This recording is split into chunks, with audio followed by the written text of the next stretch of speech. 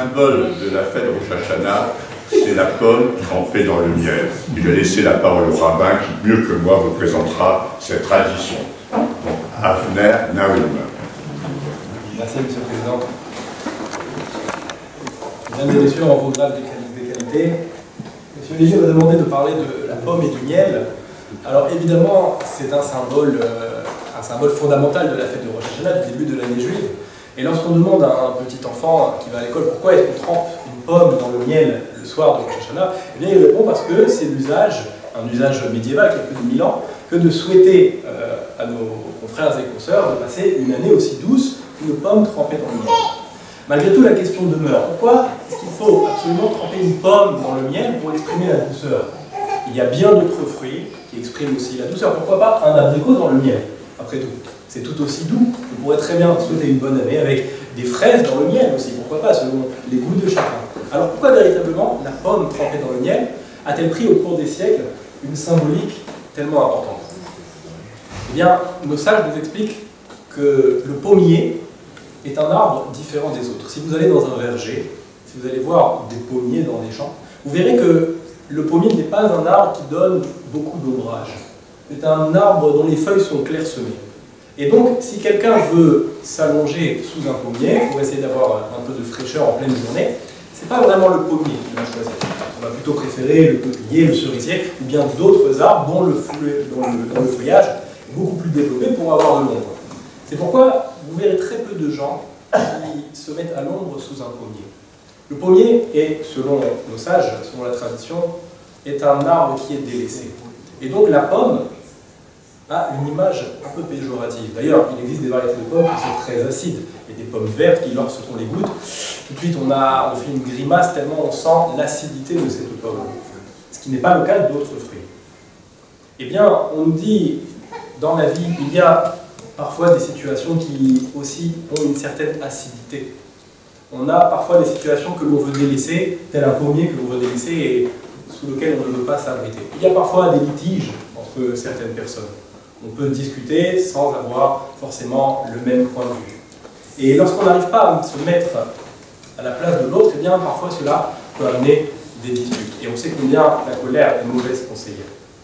Eh bien les sages nous disent, le soir de Rosh Hashanah, c'est précisément une pomme que l'on va tremper dans le miel et non pas un autre fruit. Cette pomme qui représente l'acidité, cette pomme qui représente le pommier sous lequel personne ne veut dormir, qui représente cette situation que l'on veut à tout prix éviter, les situations contraignantes, la confrontation, les situations dans lesquelles on veut éviter le dialogue.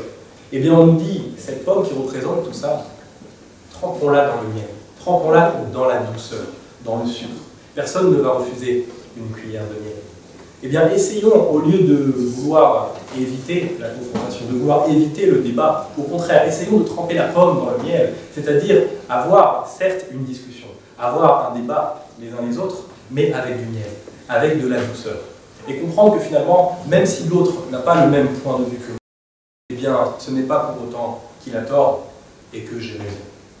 Voilà pourquoi est-ce que la fête de Rosh Hashanah, le début de l'année juive, commence avec cette symbolique qui est très forte. Et vous voyez que le message de nos sages est ici un message beaucoup plus profond que le simple fait de se dire « nous nous souhaitons une année aussi douce qu'une pomme trempée dans le miel ».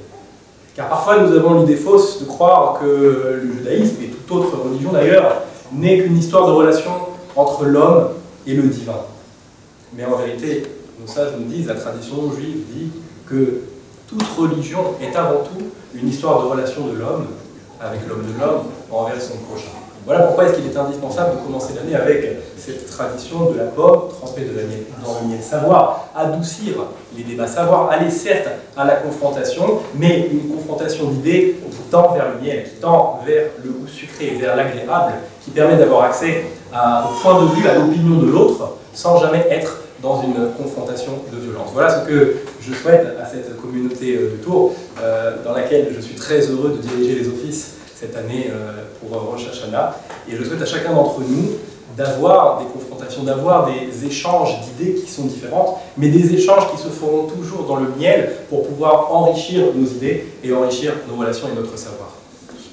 Je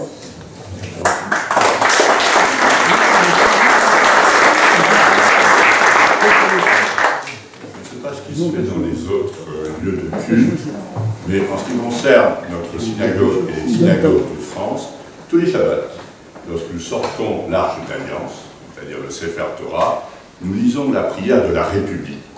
Alors, et ce depuis Napoléon Ier. Alors, on a changé de régime, c'est vrai, depuis Napoléon Ier, je ne sais pas dire fort heureusement ou pas, c'est l'histoire qui en a décidé. Et donc, je vais laisser la parole à notre rabbin pour dire cette prière de la République. Je vous demanderai de bien vouloir vous lever. Ce qui dit notre attachement à la légitimité de nos gouvernements et aux principes républicains qui sont évoqués dans ce texte-là. Prière pour la République française. Dieu éternel, créateur et maître de l'univers, la force et la puissance t'appartiennent. Par toi seul tout s'élève et tout s'affermit. Bénis et protège la République française et le peuple français. Amen. Éclaire ceux qui président aux destinées de l'État, afin qu'ils fassent régner dans notre pays la paix et la justice. Amen. Que la France vive heureuse et prospère, qu'elle soit forte et grande par l'union et la concorde, et conserve son rang glorieux au sein des nations. Amen. Que la France, berceau des droits de l'homme, défende en tout lieu et en tout temps le droit et la liberté. Amen. Que l'Éternel accorde sa protection et sa bénédiction à tous nos soldats, qui s'engagent partout dans le monde pour défendre la France et ses valeurs. Les forces morales, le courage et la ténacité qui les animent sont notre honneur.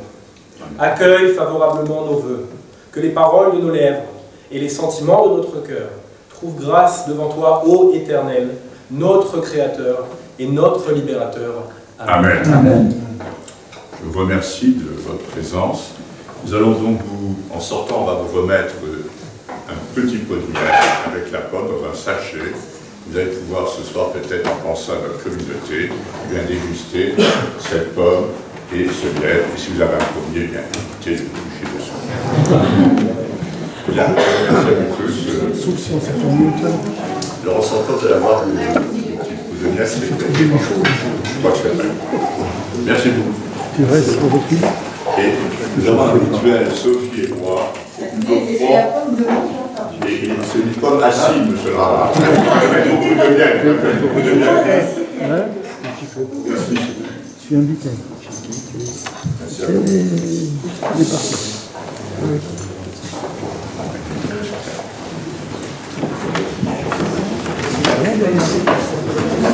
Hein?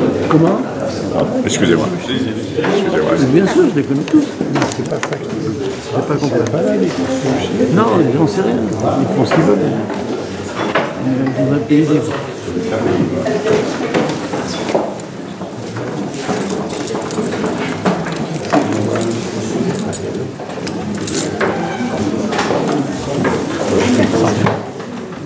Comment allez-vous? Ça va?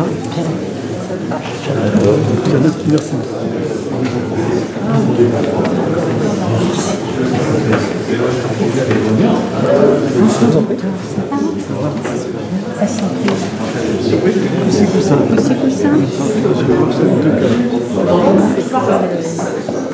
Oui, c'est ça.